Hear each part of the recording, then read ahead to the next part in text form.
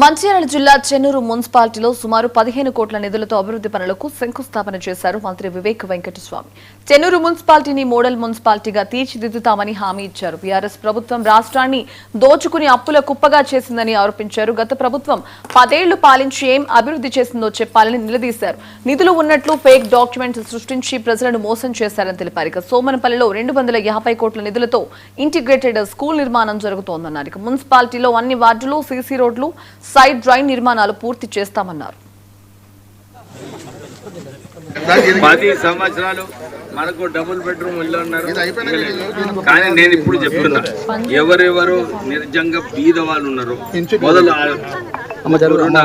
వార్డులో ఎవరు ఉన్నారో వాళ్ళ పేర్లు ఇవ్వండి, మేము ఇందిరా కూడా చేస్తాం.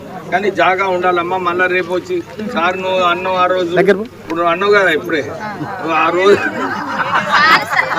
అరే నిన్నమ్మా ఈ స్కీమ్ ప్రకారంగా చెప్తున్నా. ఎందుకంటే ఆ స్కీమ్ లో లేకుంటే వెయిట్ చేయాల్సి తర్వాత స్కీమ్ లో ఉంటే ఇమీడియట్లీ నేను శాంక్షన్ చెప్పిస్తా. ఓ మా పెద్దమ్మ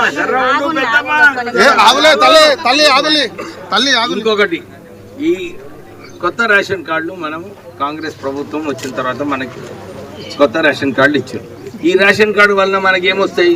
200 యూనిట్లు వస్తాయి, మహిళలకు ఫ్రీ బస్ ట్రావెల్ వస్తుంది, మళ్ళా 10 లక్షలు రాజీవ్ ఆరోగ్యశ్రీ స్కీమ్ల ఏమైనా హాస్పిటల్ పోతే అది వస్తుంది. ఇక్కడ 100 బెడ్ హార్డల్ ఏప్రిల్లోనే స్టార్ట్ చేస్తున్నాము. దానికి ఎక్స్ట్రా స్ట్రెంత్ కూడా నేను ఇప్పుడే ఆదేశాలు ఇచ్చిన, పోయి ఈసారి ఈ నెలలోనే శాంక్షన్ రావాలి. వస్తే మనకు ఇక్కడనే ఇక్కడ మంచిర్యాల పోయేది అవసరం ఉండదు. దానికి కూడా 4 కోట్ల రూపాయలు మొన్న రిలీజ్ చేయించిన, ఆ పనులు కూడా పూర్తిగా అయిపోతాయి. సో మనకు ఇంత పెద్ద సంఖ్యలో రావడము, మీకు ఏదైతే ఎదురు చూస్తున్నారు, నేను అప్పుడు మార్నింగ్ వాక్ వచ్చినప్పుడు మీరు ఏదేది చెప్పినరో అన్ని గల్లీలతో సహా మీకు ఈ 6 వార్డుల నిధులు పెట్టడం జరిగింది. అర్థమైందా? మీ అందరికీ తెలుసు, రాష్ట్రంలో నిధులన్నీ కూడా అప్పుడు టీఆర్ఎస్ ప్రభుత్వం టైంలో అన్ని ఖజానా ఖాళీ చేసింది, పైసలు లేవు. మళ్ళీ కూడా మీకోసము నగరాభివృద్ధి కింద 15 కోట్ల రూపాయలు మన చెన్నూరు టౌన్కి శాంక్షన్ కావడం జరిగింది. ఈరోజు మనం ఇన్ని నిధులు పెట్టుకుంటున్నామంటే మనకు నిధులు ఇస్తున్నదో ఆ నిధుల ద్వారా మనం ఇక్కడ పెట్టుకోవడం జరిగింది. కొందరు విమర్శలు చేస్తున్నారు, అరే మా నిధులు ఒకటే ఒక విషయం, అన్ని నిధులు కూడా ప్రభుత్వం నిధులే, ఎవరు జోబులకి వెళ్ళి ఎవరు పెడతలేరు. 5 సంవత్సరాలు సుమన్ ఎంపీగా ఉండే, 5 సంవత్సరాలు ఎమ్మెల్యే ఉండే, ఎవరు నాపినరు ఆయనకు?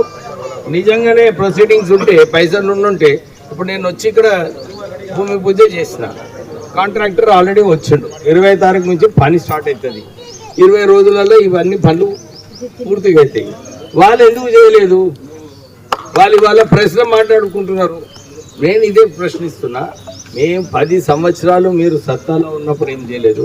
మేము 2 సంవత్సరాలలో వచ్చినాక ఒకటే వార్డుకి 6వ వార్డుకే 4.5 కోట్ల రూపాయలు పెడుతున్నారంటే నిజంగా మంచి విషయం కదా. ఉమ్మడి